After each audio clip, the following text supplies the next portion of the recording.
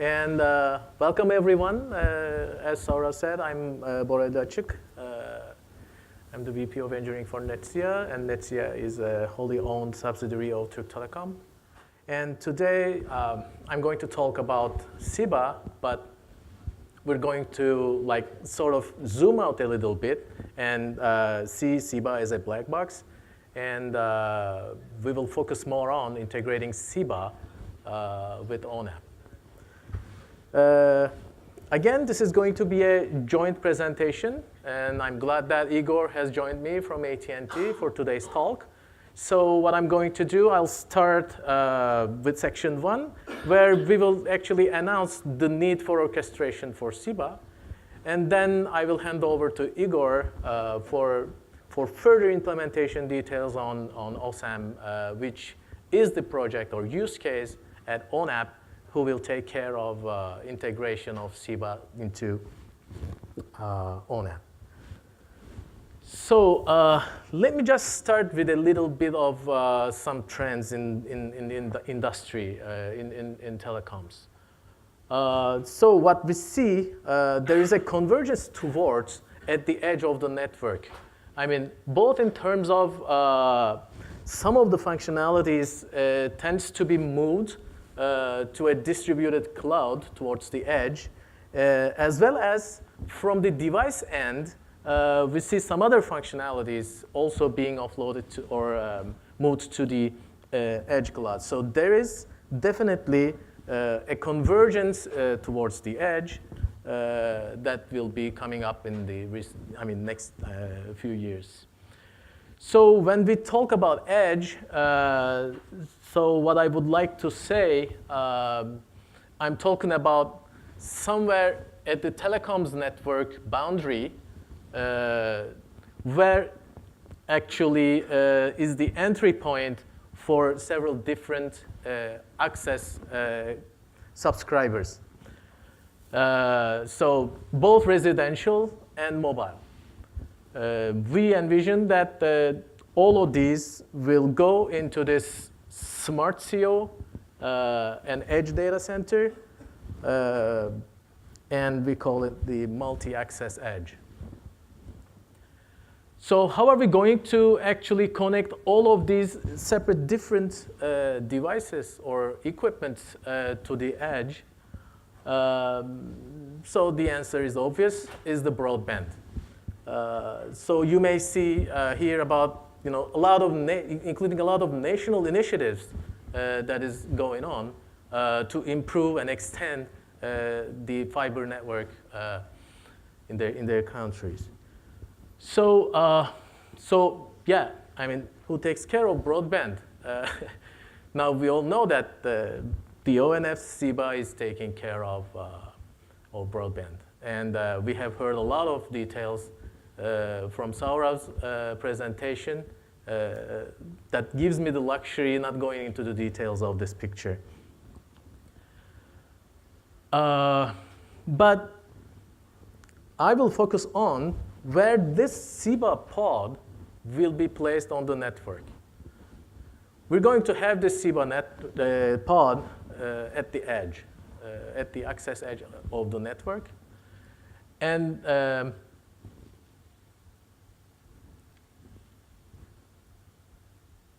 no, it doesn't work backwards, right?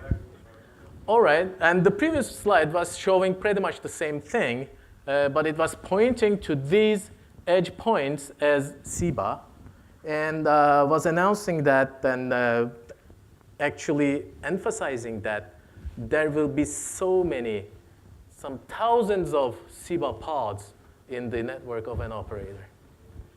So we need a centralized orchestration to deal with that thousands of SEBA. To do what? Actually, first of all, to actually provision and install and manage and monitor these pods. So we should not be expected to go and visit every single SEBA site and go there and update the software and fix things or do things manually. So we're going to use ONAP to actually remotely manage those. Along with the centralized OLT and ONT management, obviously, which is actually included with SEBA. But on top of that, we'll also need to have subscribers service management, and whatever the service is, whether be it the high-speed internet or the IPTV service, it is going to be centrally provisioned, managed, and monitored by the central orchestrator. So who is going to orchestrate this? The answer is simple for us. We have chosen ONAP to go with.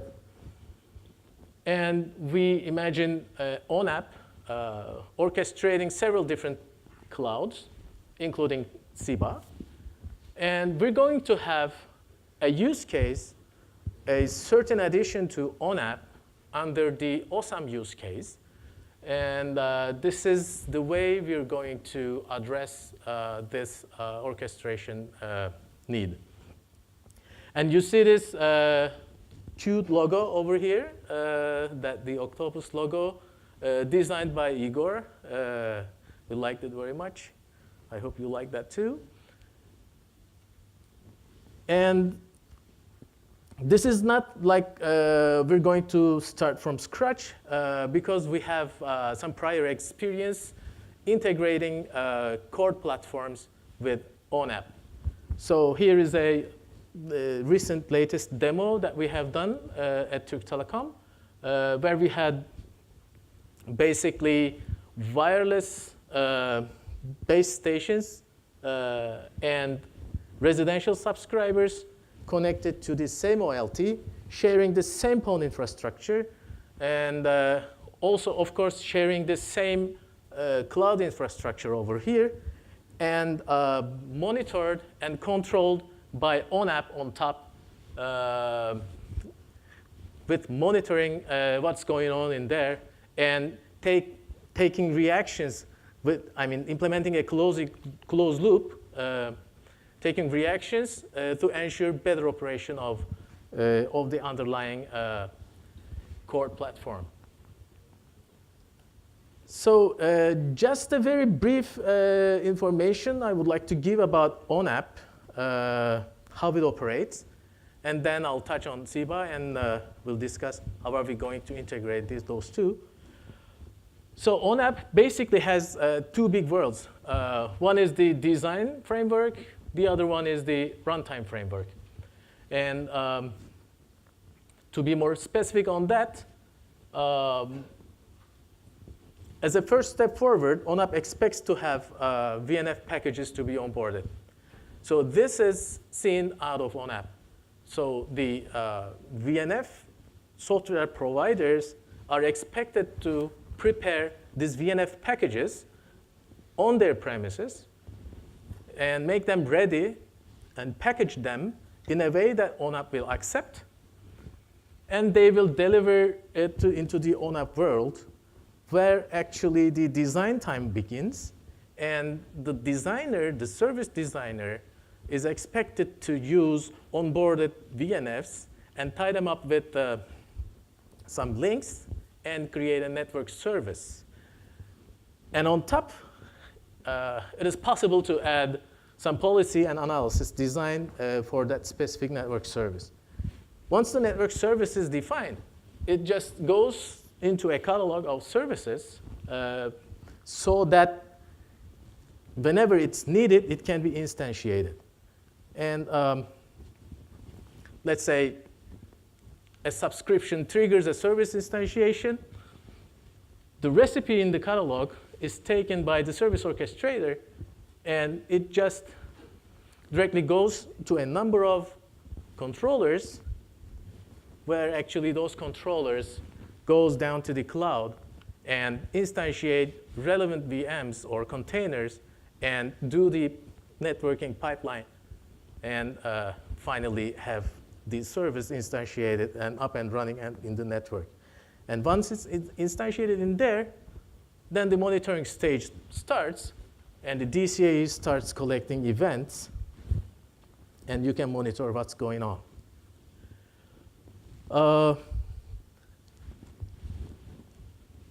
Did we do that? Did we package the SEBA as a VNF and onboard it to ONAP? No. Because SEBA is fully containerized, and today it's not possible to onboard containers onto ONAP. So what we have done, we have packaged the whole SEBA as a PNF, and we onboard that PNF description to ONAP and take it from there. But this is not going to be the final architecture. As soon as ONAP will have that container cloud support, which we expect to come at least with Akraino, we're going to have that path completed, and we're going to onboard a whole big SEBA network service onto ONAP. So let's focus now, have a closer look into this SEBA's architecture when it comes to upper layer orchestrations. There is this SEBA northbound client over here, and that talks to multiple SEBA pods down in the network, which in turn, the SEBA northbound client is the OSAM, and the service provider backend system is ONAP for our OSAM project. Here is the high level, maybe low level, detailed architecture of OSAM, which I'm not going into the details of it. But let me take this moment to really thank to our team in Istanbul, Mesut, and to Igor, to Smitra, to Sean, to David Perez of Swisscom, and David Bainbridge of Siena, who really helped a lot coming up with this architecture. And we did actually made some progress on that architecture. We have developed the first cycle, let's say first phase of OSAM. And we did the basic OLT provisioning scenario demonstrated. And we did that with the help of our community members and our friends. And we would like to have more friends, and we would like to have a bigger community with us. Please join us for this effort. And with that, I'll leave the stage to Igor for his presentation.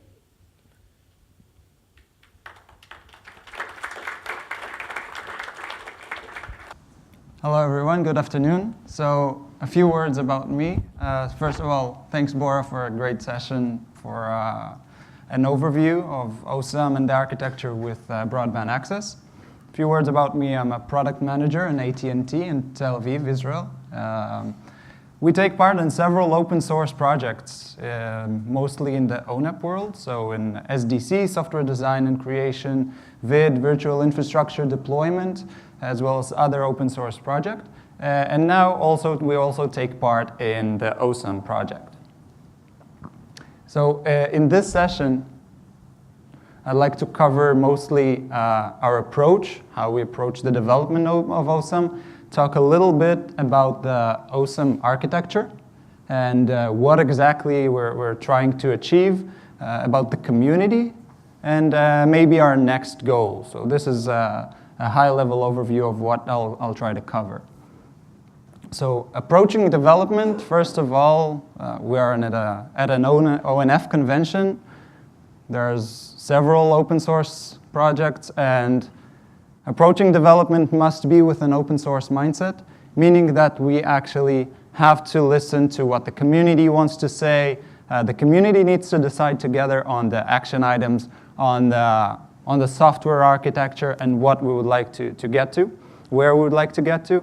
In this case, Bora mentioned the names, I'll mention the companies. So the community included AT&T, Netsia, Turk Telecom, Swisscom, Sienna, and several others, which focused on the use case of OSIM. And OSIM is a use case in ONAP that's unlike other platforms where you can, as you can see in the diagram, other platforms in ONAP include SDC, VID, DCAE, which is the data collection, analytics, events, AppC, SDNC, components that we have in ONAP, which are the core of the orchestration platform.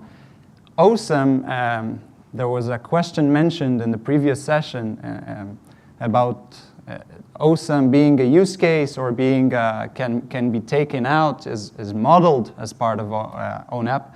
So it is true, it is mostly a use case, and it refers to the broadband, but it integrates with ONAP. So as the community, we decided on a few goals, on a few paths, how we would reach that. So our first one would be to bring it quickly, bring value very quickly, reduce time to market, see how we can achieve this, and bring code ready, bring code to market by 2018 as fast as possible. And we decided to do that by reusing code. And we decided to reuse a platform that is open sourced, that is in ONAP already deployed. And we decided to do that with VID, the virtual infrastructure deployment.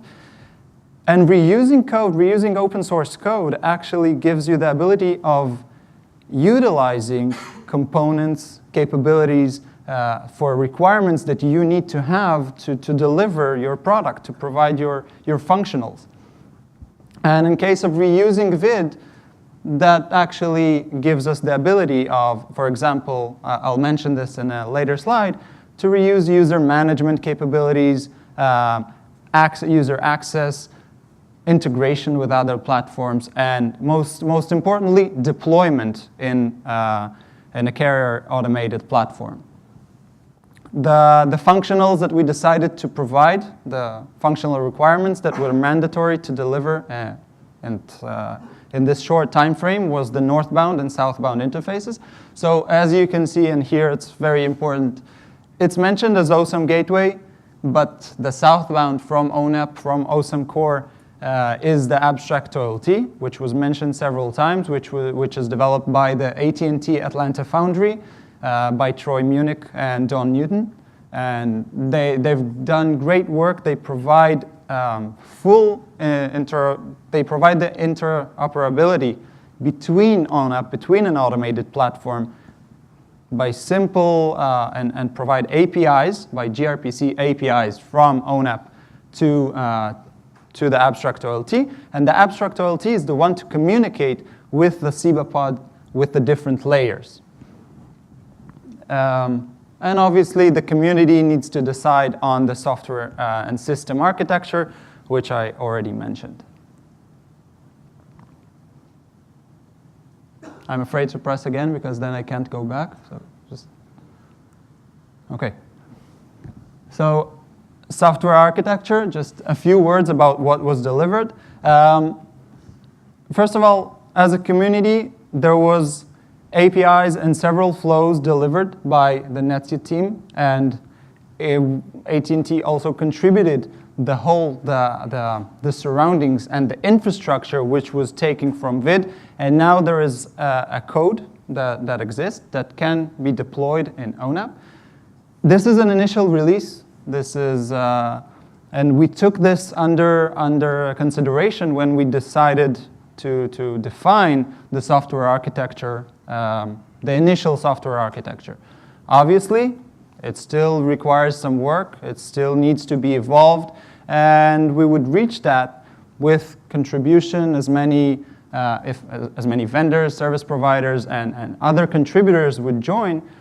It would obviously enhance the capability. So what is defined in the software architecture? To reuse ONAP code, reuse the VID code, provides a seamless onboarding to ONAP. It means that the code now can be taken out of the contribution of Garrett and can be deployed in an ONAP, in an open source network automated platform environment It will be also able to utilize user management. So, for example, in ONAP, the user access management is done by AAF, Authorization and Authentication Framework. So this is one of the things that eventually the software architecture of utilizing a code in an automated platform will provide. Obviously, the most important thing would be to provide functionals. So in this case, providing functionals is the backend itself. We've provided an infrastructure for front end.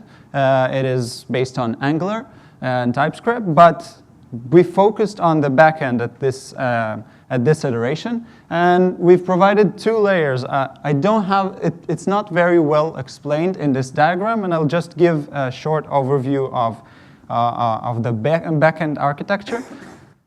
But the backend architecture is split into two. It provides obviously the database, the backend handling, all the logic of the flows that go directly to the abstract OLT.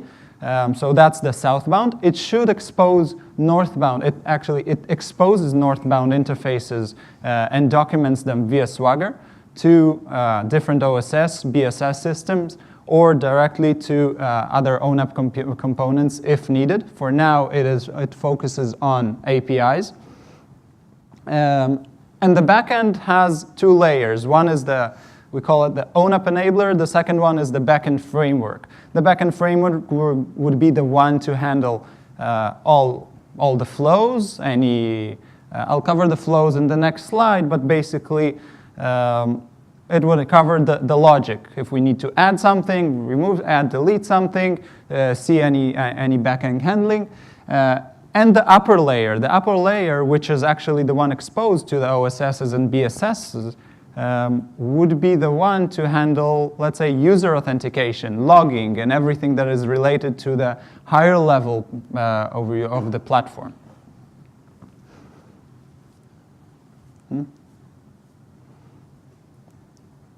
Okay, so today and next steps. So what we have today, what was delivered. What was delivered today is there is a code. I'll start off from the bottom. We have code. The code is now in the OpenCore Garrett. We have development planning, which is in OpenCore Jira. And we have, obviously, documentation provided in the different wikis. Once the presentation is distributed, the links are part of the presentation. What the OSAM can perform today, what the code does, is integration with the abstract OLT as well. When and with time, when abstract OLT enhances, OSAM enhances together. So both platforms are integrated and are bound together. And abstract OLT is it controls what the SEBA has, the SEBA pod. So in our point of view, what we provide is we support deployment in ONAP, we support user management, we provide the OSS and BSS northbound interface. The southbound and the backend logic goes directly to the abstract OLT. And my final slide actually is our goals and roadmap. And this is basically our first goal would be to productize OSAM. OSAM was delivered in a few months in a very reduced time to market and in a very fast iteration.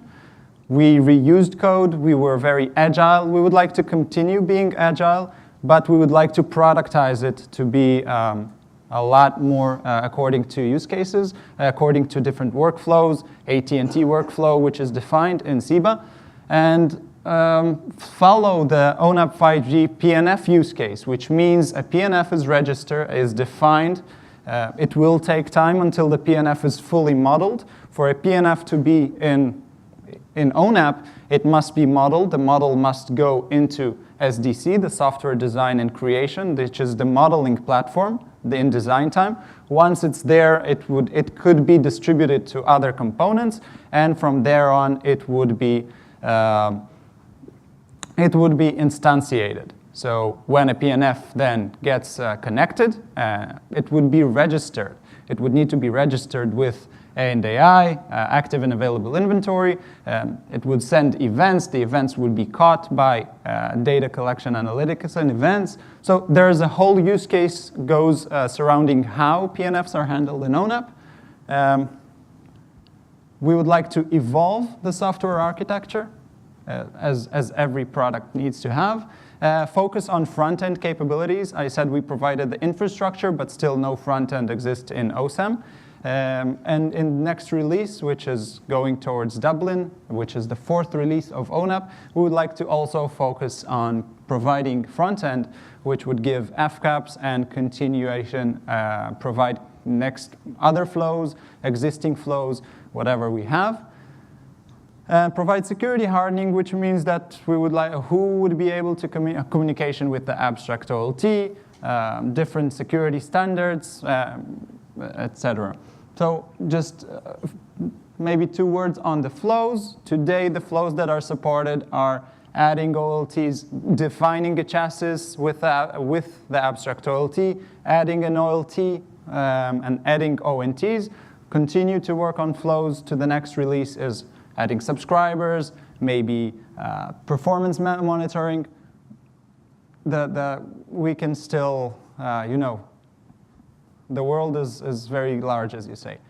So the list is still unprioritized, and we encourage you to join us, to contribute code, to contribute suggestions, workflows, concepts, and simply have it an open source successful project.